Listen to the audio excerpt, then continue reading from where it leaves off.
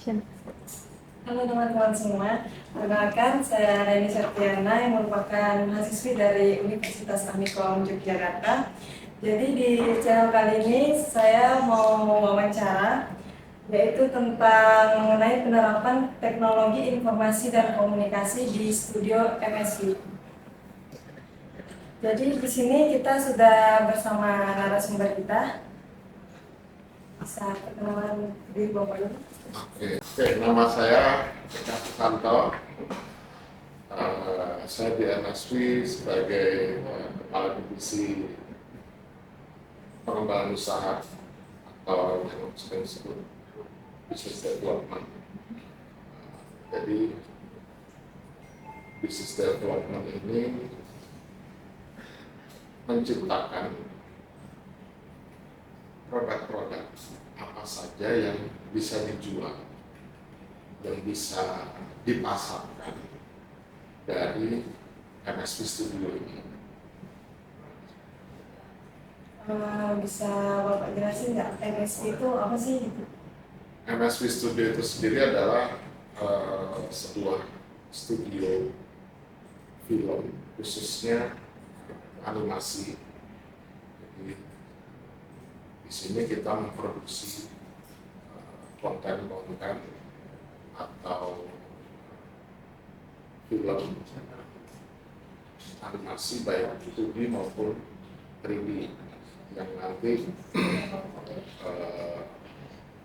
outputnya adalah bisa film layar lebar, bisa short film, bisa TVC atau material-material animasi yang nantinya bisa digunakan untuk berbagai macam. Terus MSV ini kapan didirikan?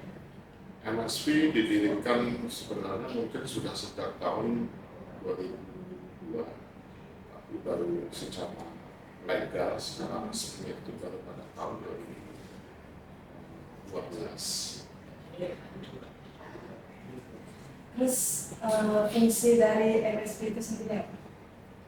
Fungsi dari MSV itu sendiri memang salah satu sebagai tanggung jawabnya tanggung jawab sebagai salah satu badan usaha yang dimiliki Ankom. Jadi ya fungsi dari MSV tentu utamanya adalah mendukung Ankom menciptakan tenaga-tenaga kreatif profesional khususnya di bidang animasi supaya nanti lulusan-lulusan Ankom ini secara kualitas, secara level itu sudah ready untuk industri. Terus pencapaian dan proyek apa saja yang dari MSV? Pencapaian, salah satu pencapaian yang bisa dikatakan besar dari MSV adalah kita dapatkan dari film Battle of Surabaya. Film tersebut berhasil diselesaikan dan berhasil dirilis tayang di bioskop 21. Selain itu juga film ini banyak mendapatkan penghargaan baik dari dalam maupun luar negeri. Itu yang pencapaian, salah satu pencapaian terbesar dari MSV. Kalau yang lainnya ya ada beberapa film-film juga yang sudah diproduksi oleh MSV yang dari tanda kutip sifatnya untuk portofolio, tapi juga sudah banyak mendapatkan apresiasi dari event-event festival film internasional. Contohnya film Hikayat Haji Saka itu banyak mendapatkan penghargaan juga. Kemudian ada film Sayur Sok itu juga mendapatkan beberapa penghargaan dari festival film di luar negeri. Dan yang terbaru kita punya film pendek juga judulnya Bunian yang kemarin baru saja kita ikutkan untuk Festival Film Indonesia dan pencapaiannya itu sampai pada nominasi film animasi pendek terbaik. Nah itu salah satu pencapaian terakhir kita, dan ya pencapaian lainnya mungkin ya, dan kita anggap sebagai pencapaian, kita sudah mulai dipercaya oleh pihak-pihak seperti misalnya rekan-rekan kita dari brand principal, dari konten kreator, untuk mempercayakan NSP membuat produk untuk mereka. Contoh seperti yang sudah dilakukan untuk brand kopi, brand Vinaku, kemudian kita juga membuatkan konten promosi untuk sebuah produk dari Museum of Toys di Jakarta. Kemudian kita juga membuatkan konten promosi untuk sebuah perusahaan di Singapura. Jadi ya sampai saat ini ucapan-ucapan itu diantaranya yang sudah saya katakan tadi sudah kita dapatkan. Fungsi atau pengimplementasian teknologi informasi dan komunikasi di Studio MXP ini? Ya, penerapan teknologi informasi dan komunikasi di dalam MXP sendiri ya tentunya menjadi sebuah sistem yang sangat penting sekali, ya, menjadi tools selama kita beroperasi, selama kita bekerja. Bagaimana kita berhubungan dengan klien, bagaimana kita memproduksi produk, bagaimana kita mempromosikan diri, semua tentu sangat tergantung sekali dengan teknologi informasi dan komunikasi tersebut. Ya, di zaman sekarang tentu hal ini sudah menjadi sebuah kebutuhan. Beda kalau zaman dulu kita bekerja belum tergantung sama internet, kita bekerja belum tergantung sama email untuk kita berkomunikasi dengan pihak luar. Kita hanya menggunakan telepon saja, kita hanya menggunakan faksimil, kita hanya mengandalkan Yellow Pages. Yellow Pages itu buku berwarna kuning yang tebalnya segini, isinya nomor telepon seluruh orang, seluruh perusahaan yang ada di Indonesia. Jadi kita kalau menghubungi klien atau misalnya dari pemasaran ingin melakukan komunikasi dengan kliennya, ya karena tidak ada internet dulu, ya kita mengandalkan Yellow Pages, buka buku Yellow Pages, perusahaan apa gitu, biasanya ada nomor telepon di situ, baru kita telepon. Kalau sudah kita telepon, nanti kalau kita mengirim proposal, ya paling cepat menggunakan faksimil yang dikirim lewat saluran telepon, atau kita kirimkan lewat pos. Tapi kalau sekarang kan nggak bisa lagi seperti itu. Semua orang sudah berubah. Ya, teknologi informasi dan komunikasi menjadi backbone kita. Menjadi backbone kita. Ya, tanpa itu kayaknya kita akan kembali menjadi orang atau manusia gua gitu. Karena kita udah tergantung hidupnya. Kita mau melakukan komunikasi dengan klien, ya kita menggunakan telepon, menggunakan email. Sekarang ada smartphone, ada aplikasi WhatsApp, berbagai macam. Itu baru ya, bagaimana cara kita berkomunikasi. Belum lagi apalagi kalau kita sudah memikirkan cara kita berproduksi, ya tentu akan sangat tergantung sekali. Alat produksi kita itu ya apa yang ada di dalam teknologi informasi dan komunikasi, komputer dengan segala macam peralatannya, dan tablet, tablet, kemudian software-softwarenya. Ya, untuk perusahaan seperti MSV Studio yang memang core-nya adalah memproduksi film animasi, tentu itu alat utama kita.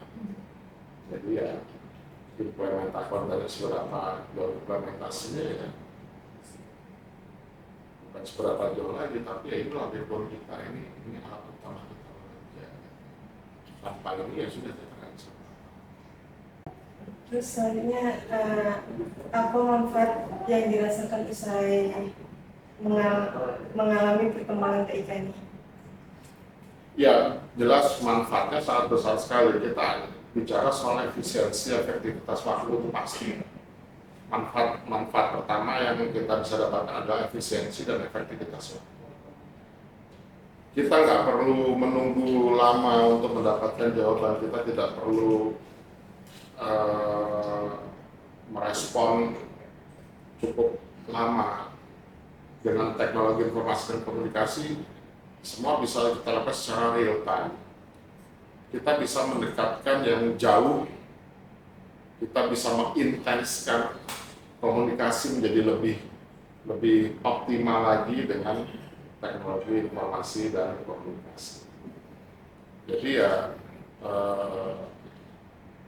tentu banyak hal yang bisa kita lakukan.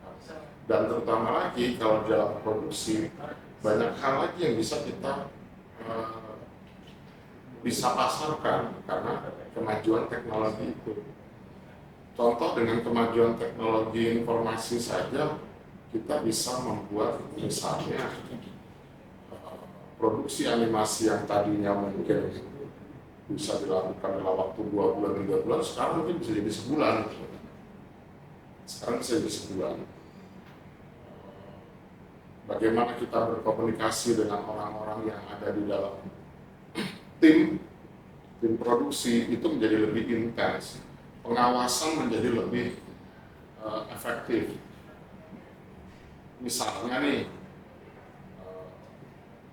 produser atau line producer deh, bagaimana mereka men-tracking seluruh pekerjaan tanpa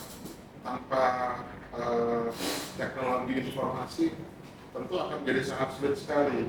Harus datangi satu-satu, kamu sampai mana gitu. Tapi dengan teknologi informasi semua bisa ke-tracking pekerjaannya, apakah meet dengan deadline-nya, apakah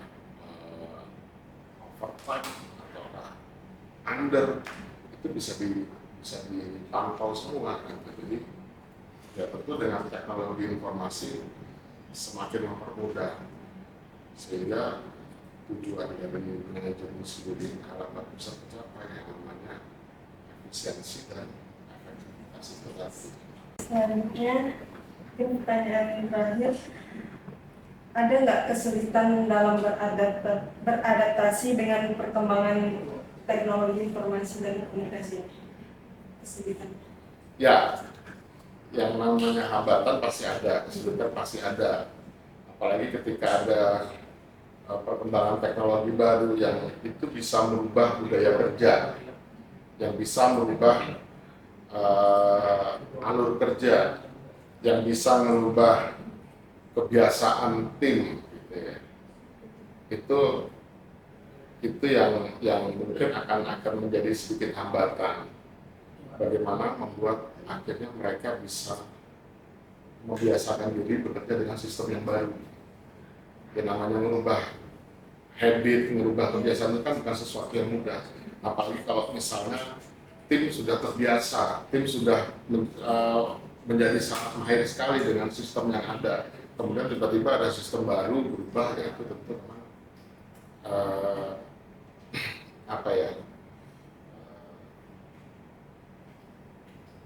hambatan untuk berubah pasti ada.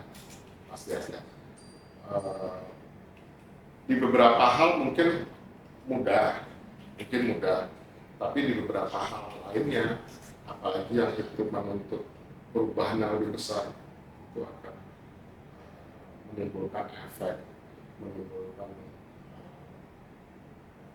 dampak-dampak awal yang mungkin agak sedikit menghambat. Ya pasti ada lah, namanya yang merubah kebiasaan itu pasti ada. Dulu ketika internet ada, terus semua diharuskan mengirimkan penawaran misalnya dengan menggunakan internet gitu ya, lewat email. Awalnya juga pasti ya belajar, mau nggak mau kan harus belajar dulu kan, harus belajar dulu gitu. Karena belajar aja kan banyak orang yang mungkin pada taraf tertentu sudah malas lagi untuk belajar gitu. Itu aja baru sesuatu yang simpel gitu. Belum lagi ya kalau kita bicara soal sistem produksi, atau kalau di dalam animasi ada pipeline produksi, alur kerjanya, bagaimana pelaporan-pelaporan itu bisa terkoneksi ke dalam sebuah sistem informasi, ya tentu butuh effort yang lebih agar mereka mau untuk mengubah cara kerjanya tadi. Jadi ya kalau tanya kendalanya ada, pasti ada. Makanya kalau manajemen itu ada yang namanya ilmu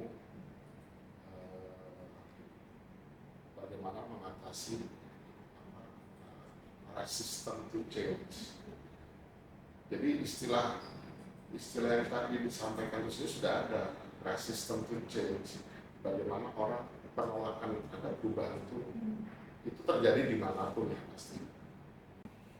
Terima kasih atas wawancara yang berharga ini mengenai peran teknologi informasi dan komunikasi dalam industri studio animasi ini. Dengan dedikasi dan inovasi yang ditunjukkan sudah jelas bahwa implementasi solusi TIK telah membawa perubahan positif yang signifikan di studio animasi ini. Ya, dan terima kasih.